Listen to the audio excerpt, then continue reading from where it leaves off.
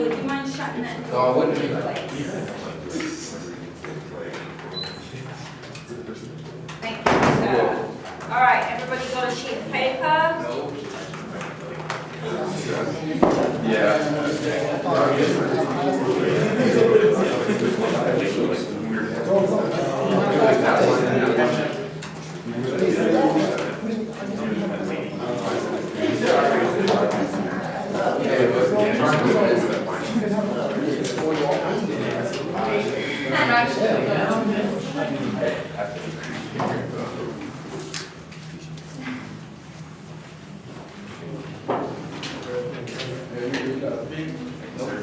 Right, let's close.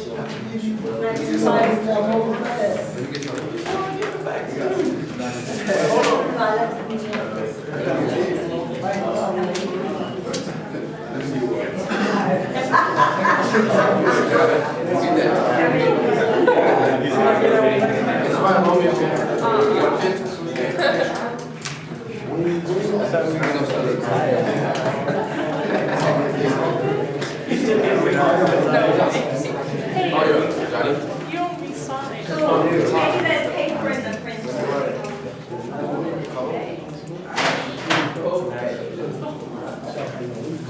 Here we have.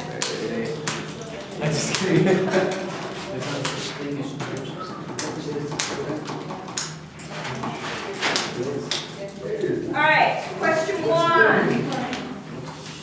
Which form of locomotion occurs on hands and knees? Which form of locomotion occurs on hands and knees?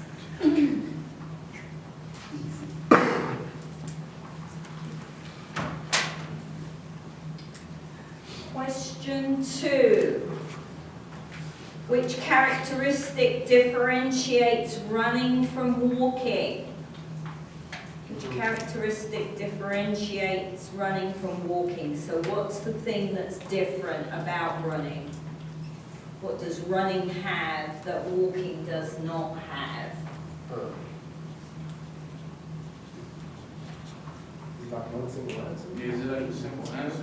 Mhm. Okay.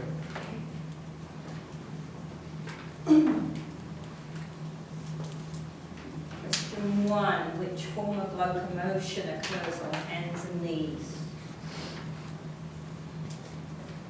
Question 2. Which characteristic makes running different from walking? What does running have that walking does not have? Hopping, question 3. Hopping uses how many feet? Yes. Like those things on the ends of your legs, yes. Good. Now, hopping uses how many feet?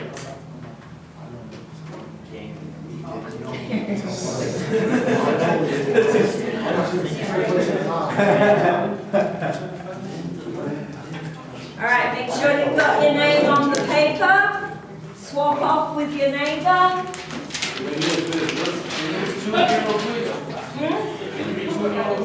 Two. Which characteristic differentiates running from walking?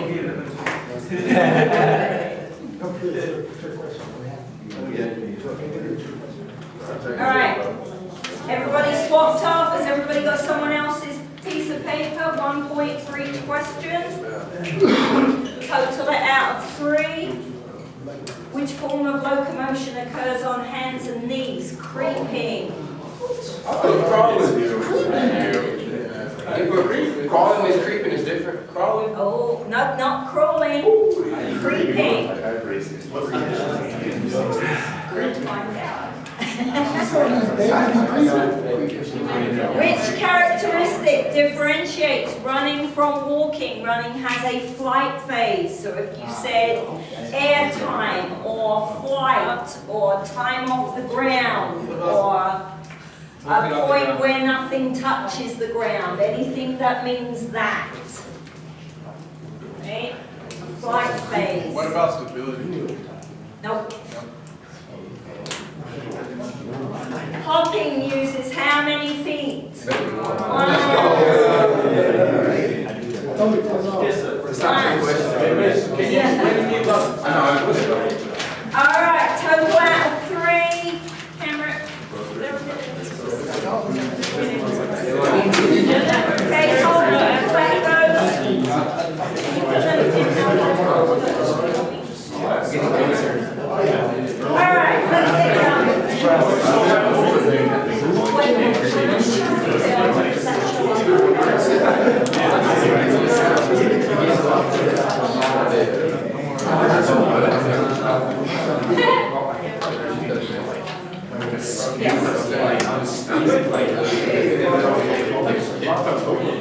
Okay, so what is locomotion?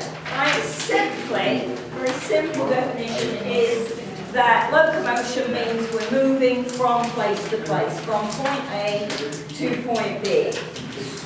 Right? But although the definition is very simple, it's a complex activity for your brain to organize and control.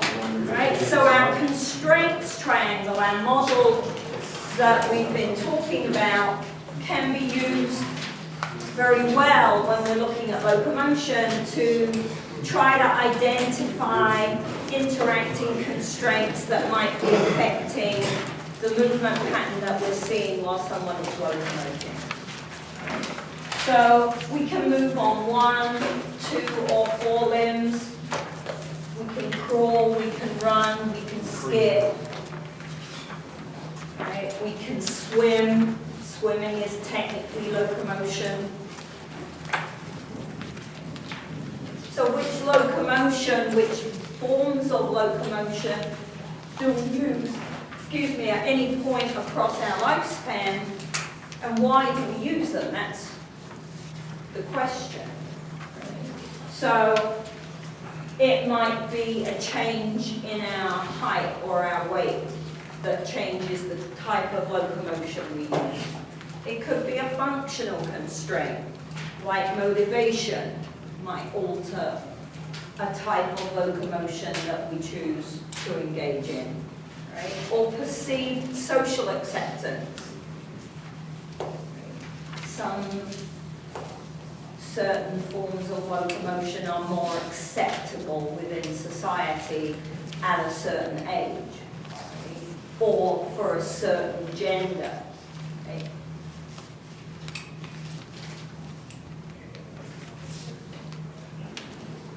So, what the brain has to learn to do as it's transitioning to locomotion is it's got to be able to uncouple the limbs, right? And what we mean by that is that your brain is in 2 portions, right? So we have 2 hemispheres, a right and left hemisphere. When we're very young,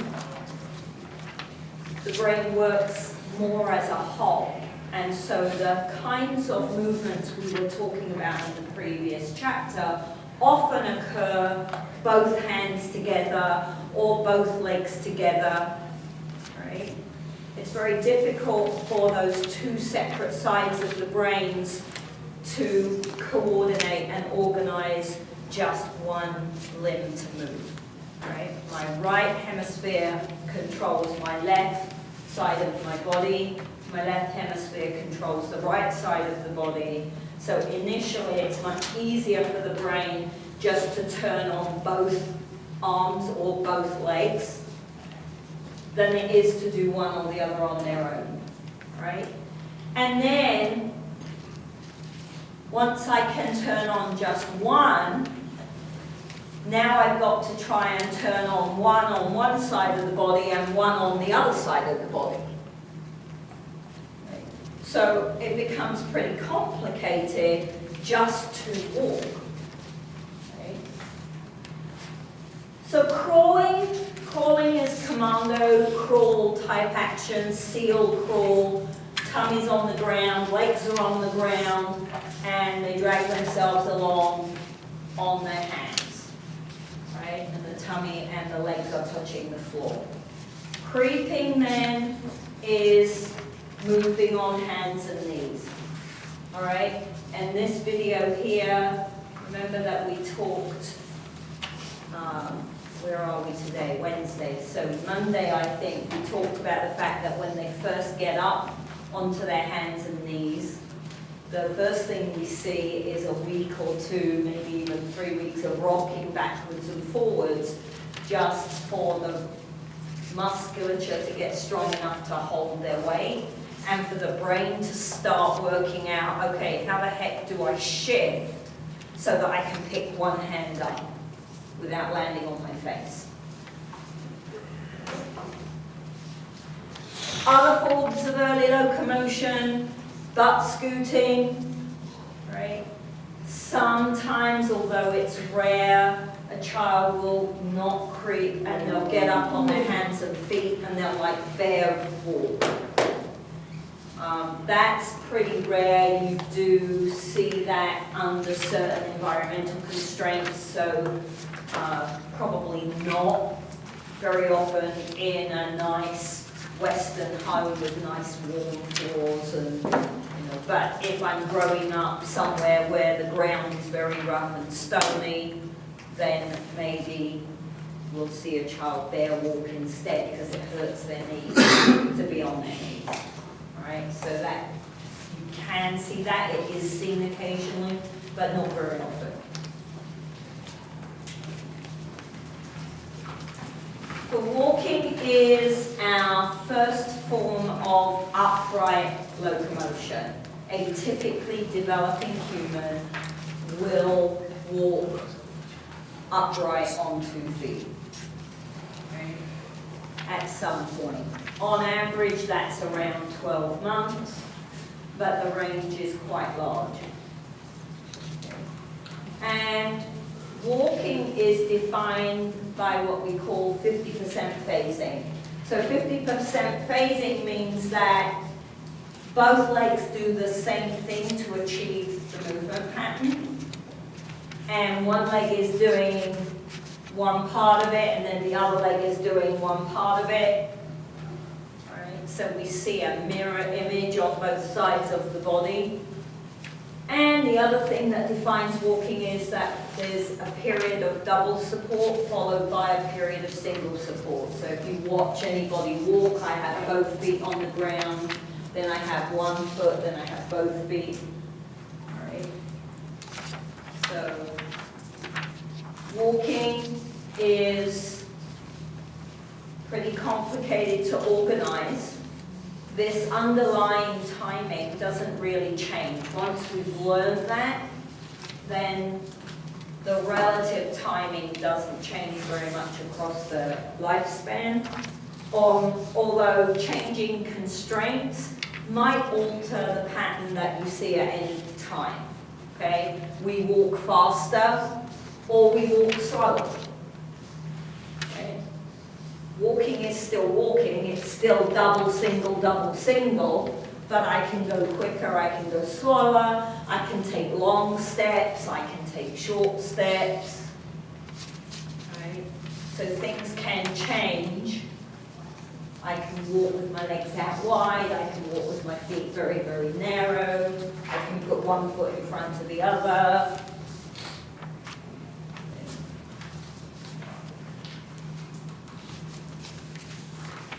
When we look at the development of walking, we see a lot of use of our biomechanical principles that we talked about in chapter 3. The brain is very good at utilizing gravity and biomechanics to make sure that it keeps us as safe as possible. Okay? So typically when we start to move, the brain's goal is to make sure that you are on balance and stable and you're not falling over. As much as possible, it's trying to protect your head, your organs. Right? So the pattern that it produces is not very efficient if what we're trying to do is get to point B quickly. But it's very good at making sure that given a stable flat surface, I don't fall over too often. So we see arms up around the shoulders. We see legs out wider than the hips. Often the toes are turned out a little bit. It's very flat-footed.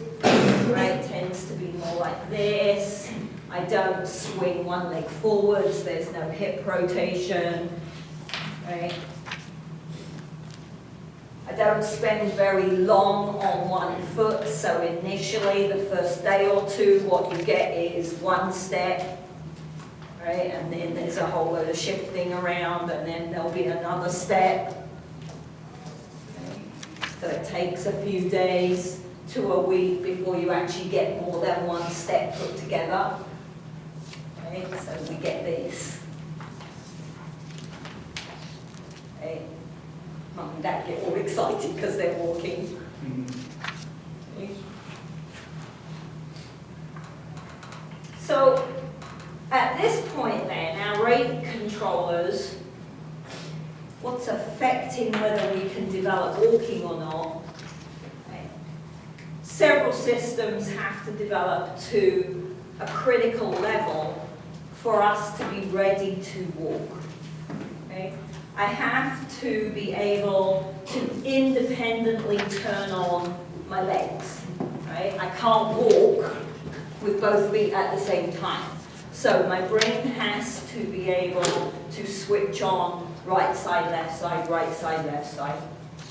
And I have to be able to support myself on one leg. So I've got to be strong enough to lean over to that side, and then strong enough to balance on one foot while I move the other foot. So we see quite a lot of strength playing a role, and the development of balance. The brain's understanding of how much can I shift my weight and remain within my base of support. Right? If I keep my base of support really wide, early walking is very stable laterally. Right? My feet are so wide, they don't tend to fall side to side very often. They do tend to fall forwards and backwards. Right? So, this is very cute. We're not going to watch every piece of film because you can do that on your own, but this one is cute. So, I have to watch this one because it makes the day happy.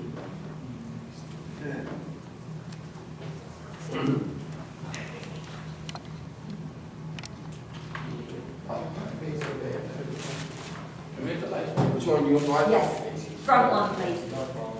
Here you go. Here we go.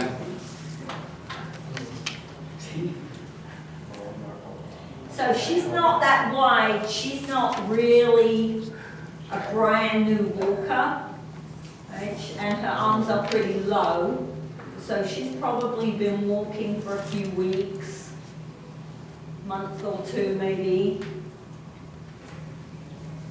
But look at that face. Oh my gosh, I cannot resist that face. It's so cute.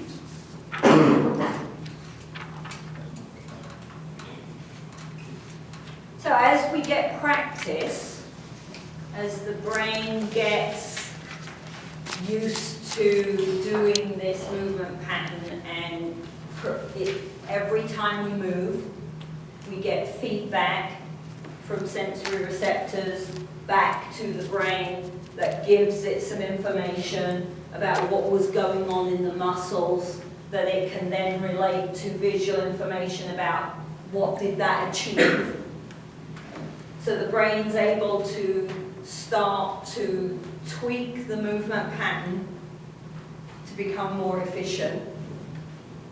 And gradually what we see is that the pattern starts to trade off between stability and mobility. We mentioned briefly that I can't have both. Right? I can't be stable and mobile. If I want to move quickly, I have to be unstable. If I want to remain stable, I've got to accept the fact that it's going to take me a little longer to get where I want to go. Right? So, typically, the goal of walking is to get somewhere relatively quickly. So what we see are changes in the mechanics of the skill that allow us to start to move faster. Right? We see stride length increase. We start to take a longer step. In order to take a longer step, that means that I'm able to apply more force through one foot. right? So part of that is strength and force production. Part of it will be leg length, right? I'm growing every day, so my legs are getting longer, so automatically I get a slightly longer step. We also start to see heel-toe action. So when you watch younger children walking, it's very flat-footed. They don't heel strike and they don't push through and then push off their toes. Okay?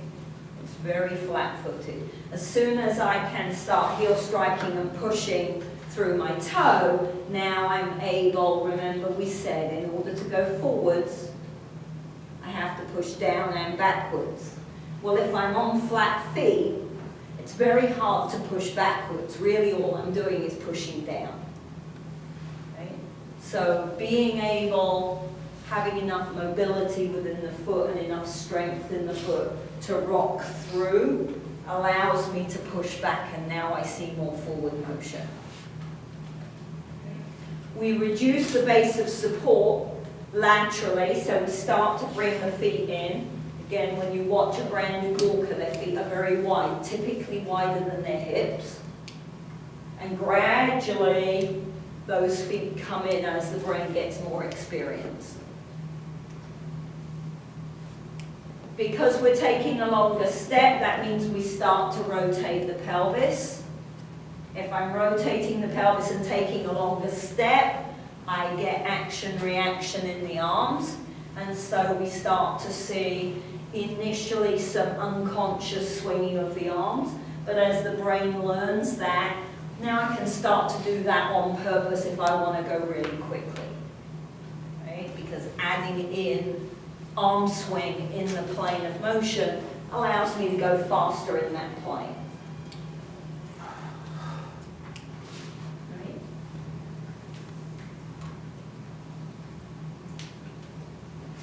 So by the age of 4,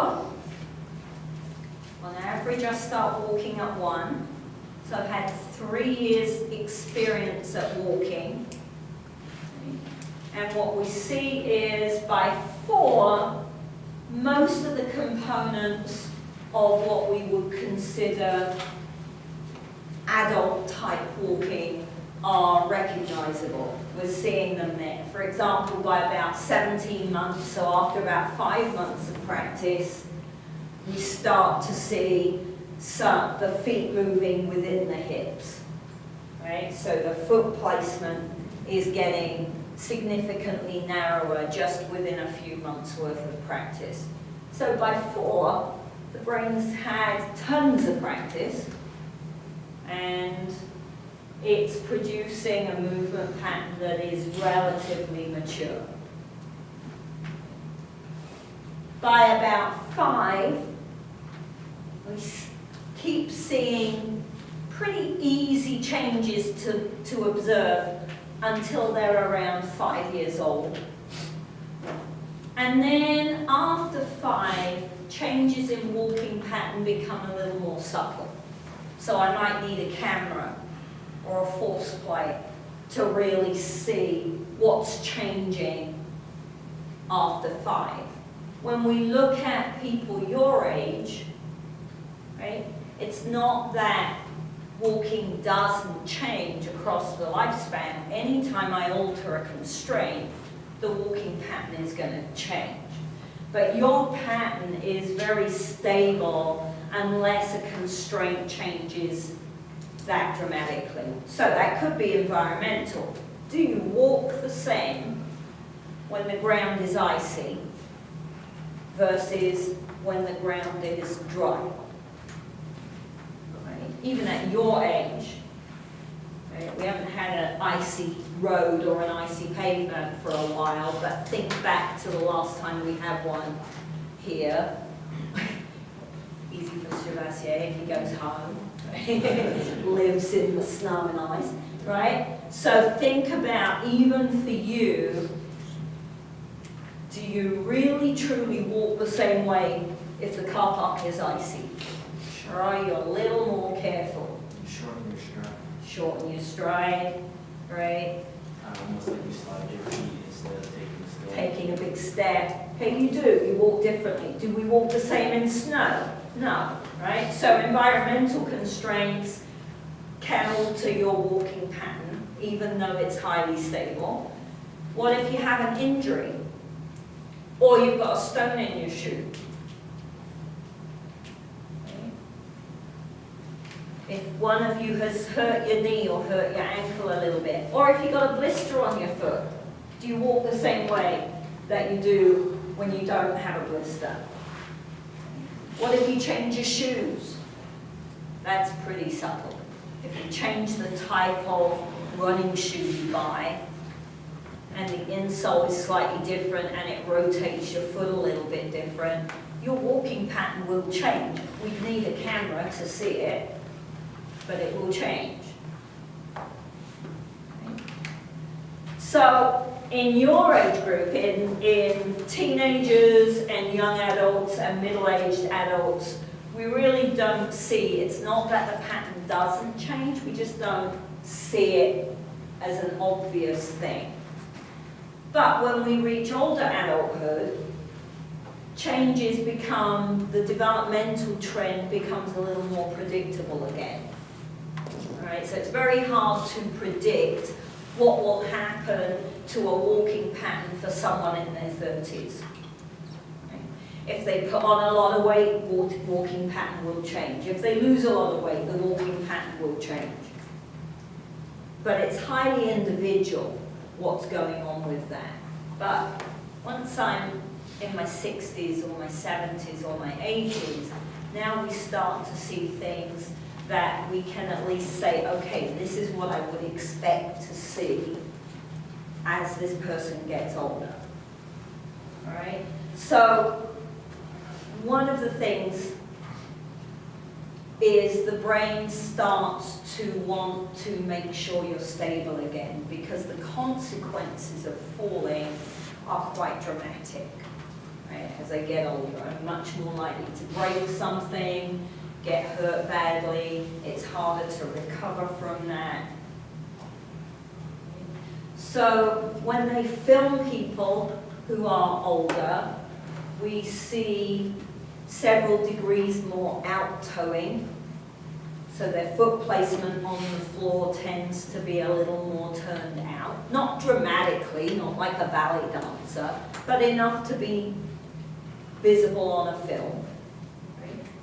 Stride length decreases, so we start to take slightly shorter steps, and if I'm taking a shorter step, then my pelvis doesn't rotate as much.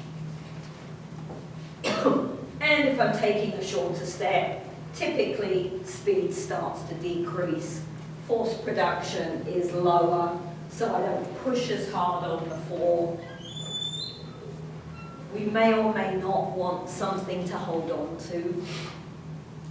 So many older people, remember we said when we did chapter 3, 3 points of contact gives me a much bigger base of support. So we use a walking cane, we might use a walker, right? That adds even more base of support.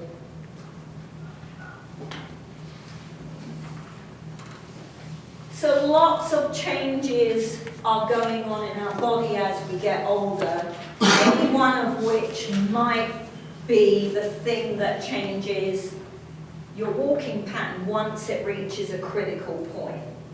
All right?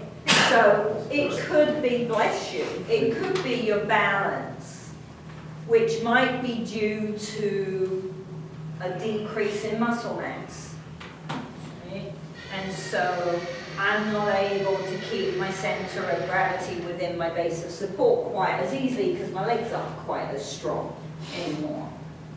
It could be osteoarthritis in my hip or my knee. Right? So I may have osteoarthritis for quite some time, and then all of a sudden it reaches a critical point where the damage to the joint is so bad and the pain that causes is so bad that I start to change how I'm walking on that leg. It could be fear. Right? Fear can be a big rate controller in the elderly population because if they're aware of the consequences of falling, trust me, you don't want to fall. Right? Something like 60% of people who fall and break their hip over the age of 75 do not survive 1 year. That's a pretty bad odd. So I don't want to fall because I don't want to die. So I'm going to be very careful about how I move around, right? Then if you start saying, well, okay, what if they've got two of those? What if they have a cognitive fear, right? They're a little worried about falling and their legs are getting weaker because they're not pushing themselves quite as hard. So if we add two together, then the impact could be even bigger. The problem is, of course, that the less walking you do, the worse the outcome is going to be, right? Because less walking equates to a further decline in strength in the legs, and less strength means my balance is more challenged, which means I'm more nervous of walking, and we start to see a pretty negative spiral. The interesting point about many of the rate controllers as we get older, they often look like the pattern that we see becomes more similar to what we see in an early walker. The difference is that rate controllers in elderly adults could be reversed. Right? I can be stronger if I use an appropriate exercise program. Right? I don't have to be as scared if I know I'm stronger. So we get a pattern that's similar to children, but we can intervene here and we can improve this walking pattern by changing some of these constraints that are acting as rate controllers. Does that make sense? So we see very positive outcomes for older people who take part in physical activity programs. So we have a lifelong wellness program on campus. We have a community section. So people who are over 65 can join the program. It doesn't cost very much. They can come in Monday, Wednesday, Friday. We have water aerobics for them. Tuesdays, Thursdays, we have a stretch and balance class for them. It's very cheap, it's very affordable. If they can get here, we're able to provide a program that will help them maintain strength, maintain balance, maintain independence. Because once I can't walk, how do I stay independent? How do I clean my house? How do I get food? How do I wash? How do I get in and out of bed? Right?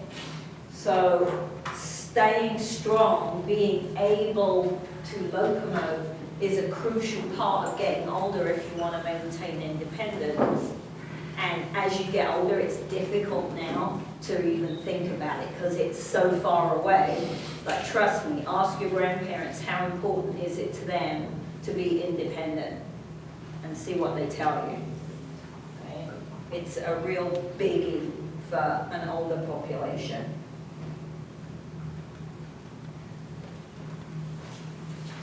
Questions on walking? No? We're okay on walking? Alright, so running. Okay? You see running somewhere around 6 months or so after they start walking, so on average somewhere around 18 months their legs are strong enough and we start to see them attempt to run. And It is again a 50% phasing pattern, so the legs mirror each other, right? They both do the same things, but on opposite sides of the movement pattern. Okay. The difference is that in order for it to be technically running, there has to be a flight phase. So if I'm filming this, there has to be a point in time where both feet are off the floor. Okay. That makes it quite a bit harder than walking on lots of fronts, because in order to get off the floor, I have to be able to create enough force to overcome gravity and lift my mass off the floor. And even harder for the brain is when my foot hits the floor, I've got not just my body weight, but I've got the force of gravity pulling me back down. So I've got to be strong enough not to buckle and collapse in a heap on the floor. Right? So I've got to be strong enough to control landing back on the floor.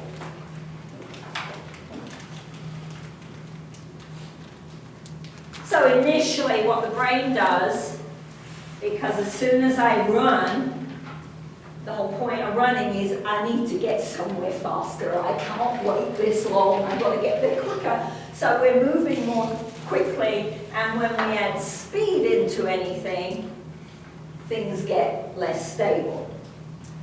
So the first thing the brain wants to do is to go a bit quicker, but it wants to make sure you're not falling flat on your face all the time.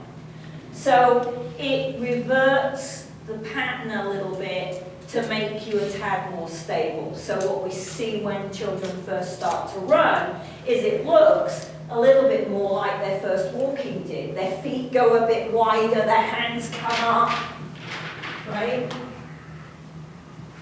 So the brain goes back to, let's make sure, if we're going to go this quick, let's make sure we don't fall over all the time.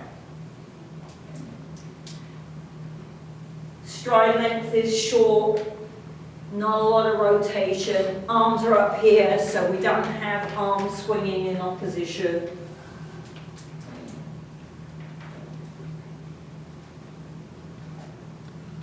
As we get more practice, we see a similar developmental trend. Right? The goal of running is to get from point A to point B quickly. So at some point, I have to start being more mobile. And that's what we see mechanically occur when we're watching someone who runs quickly. Right? Much longer stride length, lots of movement in the plane of action. So if they're swinging their arms, those arms should be going front, back, not side to side. Okay. Narrow base of support. So if you watch someone from behind or in front who is running, their foot placement is underneath their hip girdle. Right? So we don't run like this unless we're on snowshoes. Right? Snowshoes make you run like this. If you watch people on snowshoes, it's a very different running action. Right? It's more like this. But if I'm running in a gym or on concrete, then what we see is foot placement tends to be pretty narrow. So if you put paint on their feet or they're running in the sand, the foot placement is quite narrow. Right? It's not exactly in line, but it isn't out wide either. All right? And the faster I go, the faster my legs are moving, the faster my arms are going to swing in opposition. So I can use that to my advantage.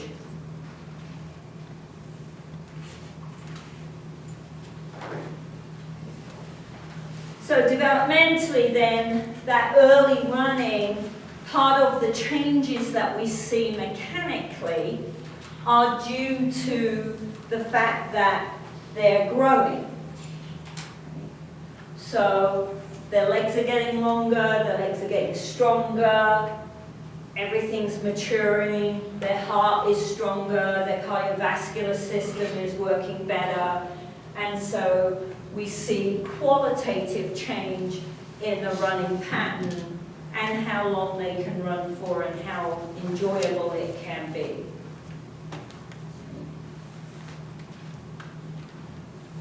What you have to pay attention to, though, is that faster at this point doesn't necessarily mean good. Right? Because I'm getting stronger and my legs are getting longer, I can go faster, doesn't mean the running pattern is qualitatively where we would like it to be. Right? So I might still, they might be the fastest child on the playground. So next week you'll start to be able to see this for yourself. Just because the child is the fastest child on the playground, do they have the best running pattern? Not necessarily. They might be the tallest child on the playground or the strongest child on the playground. You might see a better version of running looking at your MSU chart or your TGMD, right, from someone who's third, fourth, fifth.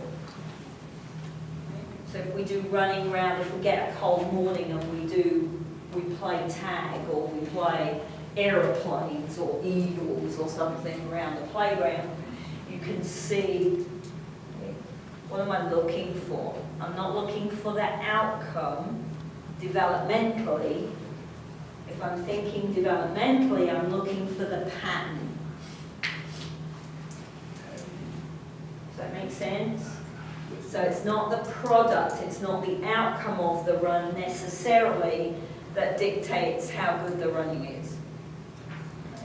What am I seeing? What's the pattern that they're using to move? And then with practice, then developmentally, we're trying to become more stable as we're older. So you see a lot of older people now, it's becoming much more acceptable for older people to be physically active.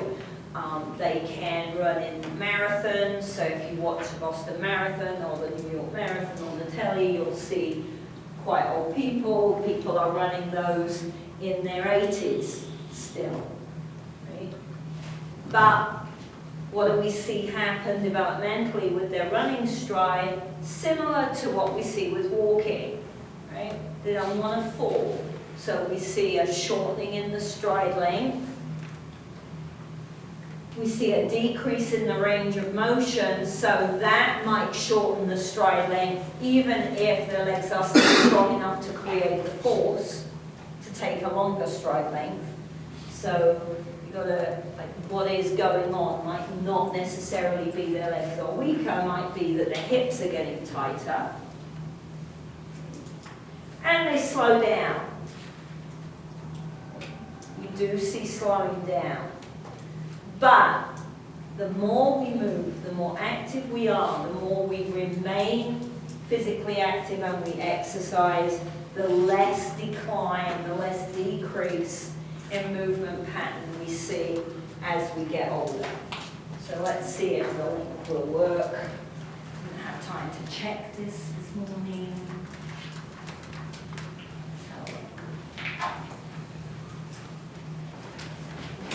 GoodLife Fitness Victoria Marathon, and if you are running the 8K, the half, or the full marathon, you will see all sorts of people from different walks or runs of life out on the course. And Hans Sandberg proves that this event is for runners of all ages. Yes, Hans Sandberg won't be the fastest participant in this year's half marathon, but he also will not be the slowest, which is pretty impressive because he is 89 years young. He is the oldest runner in the event. The former gymnast took up running late in life. Now, Hans hasn't always been the picture of health, former smoker and drinker. Sandberg's own 12-step program was literally a matter of putting one foot in front of the other.